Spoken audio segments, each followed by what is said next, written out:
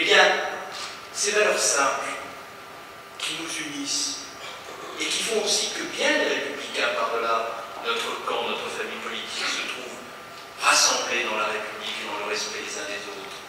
Certains s'emploient à miner et à ruiner tout cela par le ferment de la démagogie, de la division, du mensonge, perpétuellement, constamment, pour faire en sorte que sur un mauvais terreau, celui des problèmes, celui de l'affaiblissement et de l'affaissement de la République, leur parti, leur PME familiale, puissent prospérer au point de devenir une organisation susceptible de remettre en cause ce qui est le plus précieux dans la République, c'est-à-dire tout simplement les valeurs républicaines. Alors oui, je veux dénoncer ici à Poitiers les mensonges, les manquements, la démagogie, les raccourcis du Front National. Et je veux le faire avec force et détermination.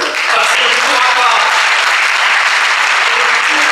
résister au Front National si le Front National demain devait arriver funestement aux responsabilités dans nos collectivités locales et a fortiori au sein du gouvernement. Parce que les formations de la droite extrême et de l'extrême droite ont cette caractéristique, c'est qu'elles peuvent parfois, pour accéder au pouvoir, changer de tactique, en mentant, en dissimulant, en manipulant. Mais lorsque par l'effet de la tactique, elles arrivent en situation de responsabilité, alors il est trop tard pour se rendre compte que ces formations n'ont pas changé fondamentalement de nature. Et c'est ça que je pense qu'il faut faire comprendre aux Français dans les semaines et les mois qui viennent. Et je veux prendre des exemples concrets. Lorsque j'entends Marine Le Pen hier afficher un sourire crispé, sans doute parce qu'elle s'attendait en première position et qu'elle se trouvait en troisième position, même si je trouve qu'avec 25%, le score a déjà de quoi nous effrayer. Mais lorsque je vois Marine Le Pen expliquer hier qu'il y aurait 1000 candidats de gauche qui ne seraient pas présents au second tour, alors que c'est plus de 2 fois moins, et qu'elle n'a aucun élément pour donner ces chiffres, le mensonge dans la première déclaration après le scrutin est déjà présent. Mais s'il ne s'agissait simplement que de mal interpréter les scores électoraux, cela n'aurait pas d'importance. Il en est ainsi sur tous les sujets.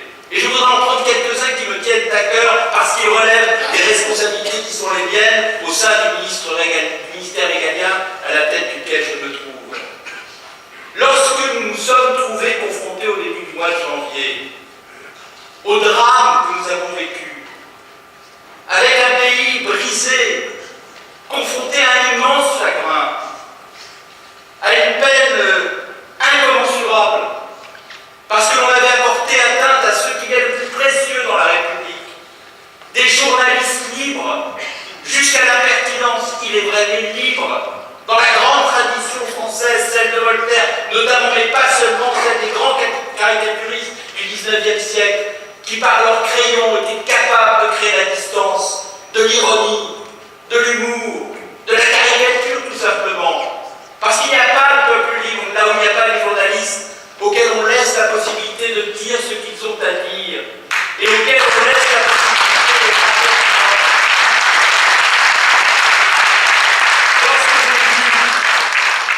lorsque j'ai vu qu'à quelques dizaines de mètres du siège de Charlie Hebdo, un des policiers du ministère de l'Intérieur avait été abattu froidement, à bout portant, par des terroristes qui se réclamaient d'une religion dont ils ne savaient rien et qu'ils avaient dévoyée.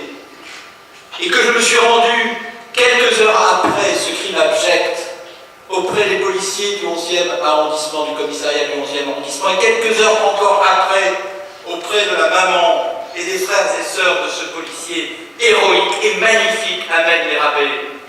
J'ai vu une mère d'origine algérienne, attachée fondamentalement à ses racines, aimant la France, vivant notre pays comme son pays, comme sa nation, et me disant, avec la peine qui l'étreignait, la fierté qu'elle avait eue de voir son fils, français, de confession musulmane, attaché à sa religion viscéralement autant qu'il était à son pays, la France. attaché à sa religion, à son pays, autant qu'il était à son métier de policier, qui l'a conduit à perdre la vie pour protéger la vie des autres, avec courage, avec grandeur, avec bravoure, et qui incarnait dans sa responsabilité de policier la République qui n'est rien d'autre que le respect du droit, de l'état de droit, avec des forces de l'ordre qui doivent être exemplaires, précisément parce qu'elles sont là pour faire en sorte que le droit soit respecté. Et bien quand j'ai entendu quelques heures après ce crime abject, et après avoir entendu cette mère d'un policier français qui était fier de son fils, autant que moi j'étais fier de ce policier comme ministre de l'Intérieur, qui incarnait à la fois ses racines, la France, sa religion, la République, la tolérance, la laïcité. Quand j'ai entendu quelques heures après ces funestes du Front National, par amalgame, expliquer qu'il n'y avait pas de dévoiement, mais qu'il y avait une consubstantialité de l'immigration au terrorisme, j'en ai été indigné jusqu'à la nausée. Lorsqu'il s'agit de l'essentiel, il ne peut pas y avoir de place pour l'approximation, il ne peut pas y avoir de place pour le mensonge, il ne peut pas y avoir de place pour la démagogie, il ne peut pas y avoir de place pour la division et la haine, il ne peut y avoir de place que pour la République, pour ses valeurs, pour la fraternité et pour le vivre ensemble. Voilà ce qu'il faut dire. Le terrorisme. Oui, le terrorisme, c'est un défi.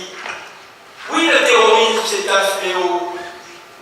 Oui, le terrorisme, j'y pense dans ma responsabilité de ministre de l'Intérieur, à chaque minute, à chaque heure. Parce que l'on se trouvait dans son bureau le 7 janvier, avec le président de la Ligue des droits de l'homme, et que l'on est informé qu'un drame vient de se produire, et qu'en quelques minutes tout bascule, et qu'on se retrouve dans l'horreur d'une rédaction décimée par la haine, on pense au terrorisme et à la protection des Français à chaque seconde. Et on ne pense qu'à sa responsabilité, on ne pense qu'à son pays, on ne pense qu'à la République, on ne pense qu'à ces visages que l'on a vus confrontés à cette haine, à cette violence, à cette barbarie qui a tué. Et on ne veut pas que cela se reproduise. Alors on prend des initiatives, le président de la République, le Premier ministre, les ministres du gouvernement, moi-même dans ma responsabilité.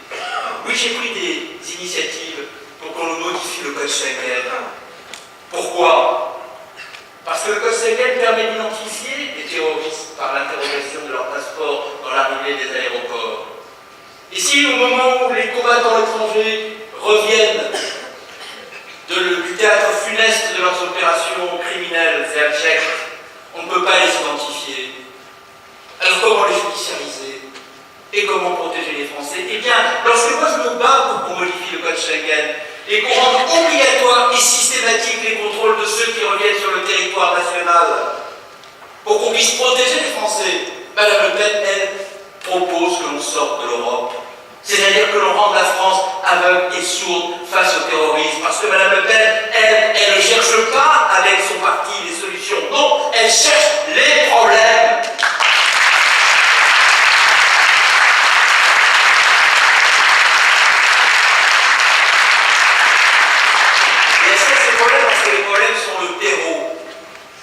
Le terreau mauvais, sur lequel elle prospère, plus il y a de problèmes, plus elle en crée, plus elle empêche des solutions, plus elle en fume sur la réalité, plus elle est convaincue de pouvoir faire prospérer l'entreprise familiale dont elle est l'héritière. Lorsque je propose que l'on bloque, oui, je propose que l'on bloque des sites antisémites ou des tweets antisémites, ou des réseaux sociaux dans lesquels l'antisémitisme, l'islamophobie se développe, où l'appel à la haine est partout, où l'appel au crime est parfois assumé parce qu'on imagine qu'étant dans l'espace numérique, un espace anonymisé, on peut tout se permettre parce que tout serait virtuel, en ignorant qu'à un moment donné, la virtualité du numérique dans l'anonymat peut aboutir à la violence réelle. Eh bien oui, moi je ne confonds pas la liberté d'expression et les délits. Et je suis fier d'avoir contribué par la loi votée au Parlement à faire bloquer ces appels à la haine, parce que la République n'a rien à voir avec ça. Et bien quand je propose cela, Madame Le Pen s'y oppose.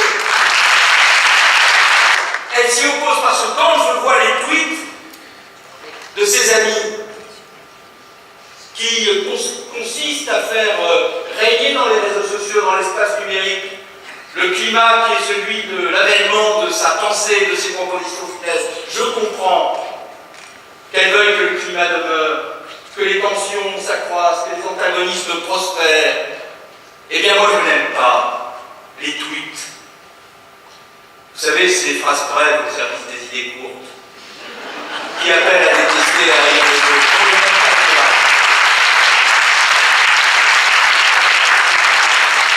Parce que, je le dis pour ceux qui tweetent, il y en a beaucoup ici. Hein. Et moi-même, je tweete parfois. Je me donne tout tweet, je sais.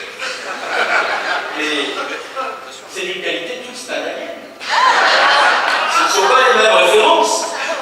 Et donc, voilà, que je prenne toutes les questions dont nous avons la charge, nous avons en face de nous le Front National avec sa démagogie, jusqu'à la semaine dernière, où nous proposons une loi sur le renseignement qui n'est pas destinée, contrairement à ce que j'ai entendu, à espionner tout le monde, qui est destinée à faire en sorte simplement que nos services puissent prévenir la commission d'actes terroristes, sous le contrôle du juge administratif qui est le juge des libertés, de telle sorte que nous puissions prévenir les drames plutôt que d'avoir à les subir. Eh bien, Madame Le Pen dit non, nous ne voulons pas de cette loi, qui est une loi de surveillance généralisée dont elle ne connaît rien du contenu. Nous voulons qu'on interdise la construction des mosquées. Comme si c'était à travers ce type de raccourci, ce type de démagogie, ce type d'amalgame et d'approximation qu'on pouvait protéger les Français contre le terrorisme. Alors je le dis ici, à l'extrême droite, ceux qui protègent les Français dans l'amour de la République,